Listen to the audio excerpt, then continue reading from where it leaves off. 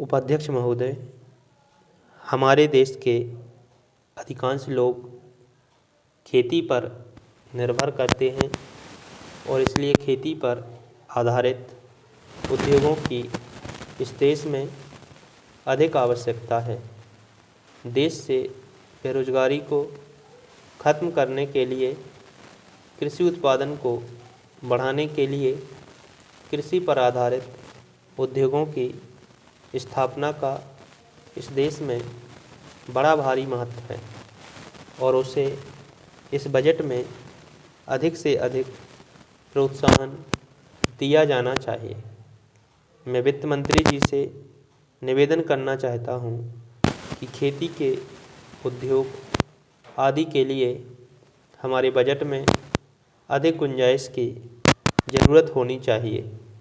इससे हमारे देश के बेरोजगारों और किसानों को काफ़ी लाभ होगा और हमारे कृषि उत्पादन में भी उन्नति होगी तथा इसके साथ ही साथ हमारे किसान भाइयों को भी रोज़गार मिलेगा।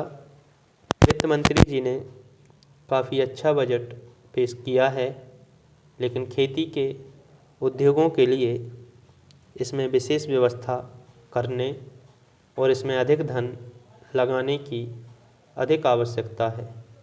इस योजना में हमारी प्रधानमंत्री द्वारा जो 20 सूत्री कार्यक्रम इस देश में चालू किया गया है, उससे हमारे गरीब और पिछड़े वर्ग के लोगों का काफ़ी हित हो सकता है।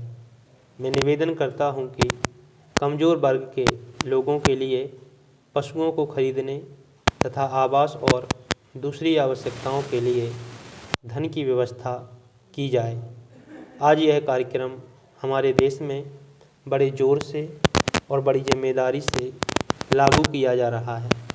इसमें संदेह नहीं है कि इससे हमारे देश के गरीब लोगों को काफ़ी लाभ पहुंचेगा। हमारे देश में मध्य प्रदेश काफ़ी पिछड़ा हुआ है। मध्य प्रदेश में खनिज और वन देश में सबसे ज़्यादा है।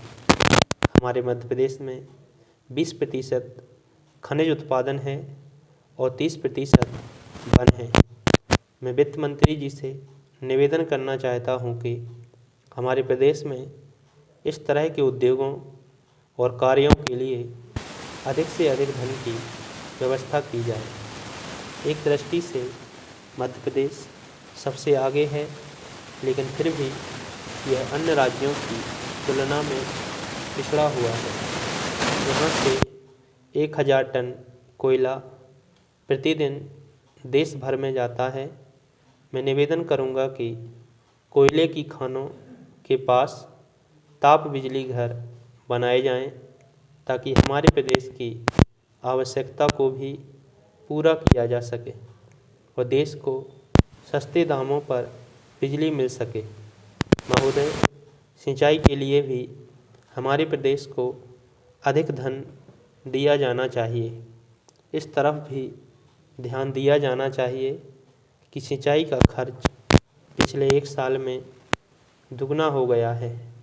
इसका कारण चाहे योजना बनाने में कमी हो या चाहे प्रशासनिक व्यवस्था में कमी हो, इसके कारणों का पता लगाकर आवश्यक उपाय किए जाने चाहिए। मैं निवेदन करना चाहता हूं कि वित्त मंत्री राज्यों के मंत्रियों से विचार विमर्श करके इस व्यवस्था में सुधार लाने की कोशिश करें। हमारे देश में विकास कार्यों को आगे बढ़ाने के लिए शांति और व्यवस्था की बहुत आवश्यकता है। इससे देश की आत्मनिर्भरता बढ़ेगी।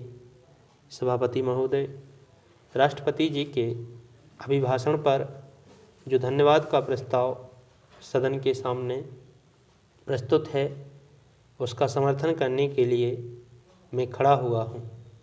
राष्ट्रपति जी का जो अभिभाषण है, उसमें देश के लिए नई दिशा का निर्देश देने की कोशिश की गई है। राष्ट्रपति का अभिभाषण देश को नई दिशा देने की दिशा में बहुत ही उचित कदम है। पहला है समाज का अत्यंत गरीब वर्ग, जिसे हरिजन और आदिवासी कहते हैं, उसकी आर्थिक दशा सुधारने के लिए पूरी कोशिश की गई है। दूसरा है महंगाई रोकने के लिए ठोस कदम का उठाना। और तीसरा है जनता पार्टी की पैदा की गई स्थितियों को पूर्ण रूप से समाप्त कर शांति स्थापित करना। चौथा है आर्थिक स्थिति को मजबूत करना। पांचवा है किसानों की हालत सुधारने के लिए योजना बनाना। और छठा है नेहरू जी की विदेश नीति का अनुसरण। इन 6 भागों में राष्ट्रपति के अभिभाषण को बांट देंगे तो देखेंगे कि इससे अच्छा दिशा निर्देश और दिया ही नहीं जा सकता था। मैं पहली बात की ओर आपका ध्यान आकर्षित करना चाहता हूँ। आज समाज का गरीब वर्ग, जिसे हरिजन और आदिवासी कहते हैं, उसकी आर्थिक स्थिति काफ़ी गिरी हुई है। आज आप उस गांव में जाएं जहां हरिजन और आदिवासी रहते हैं तो उसकी आर्थिक दशा और उनका रहन सहन देखकर आप यह महसूस करेंगे कि यह तो आदमी के रहने के घर नहीं है, बल्कि पशु के रहने का घर है।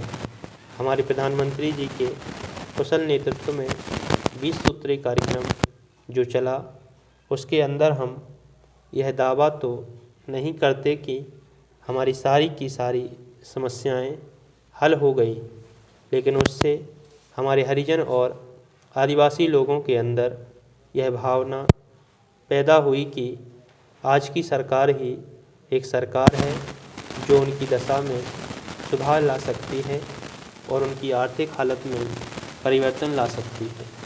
मैं इस संबंध में कुछ सुझाव भी आपके सामने रखना चाहता हूँ।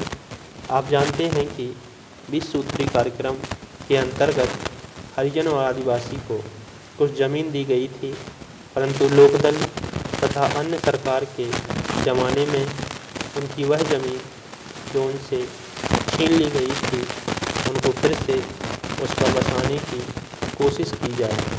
मैं सरकार से यह कहना चाहता हूँ कि हरिजन को सिर्फ ज़मीन देना ही काफ़ी नहीं है, उनको ज़मीन अवश्य दी जाए और इस काम को वह अपना मुख्य काम समझकर करें। लेकिन इसके साथ साथ उनकी शिक्षा की जिम्मेदारी भारत सरकार अपने हाथ में ले और प्रत्येक इलाके में तहसील के स्तर पर एक स्कूल हरिजन बच्चों के पढ़ने के लिए बनाया जाए। जब तक हरिजन में शिक्षा नहीं आएगी, तब तक उसके आर्थिक ढांचे में सुधार नहीं आ सकता। इन अल्फाज के साथ मैं अपना भाषण समाप्त करता हूँ।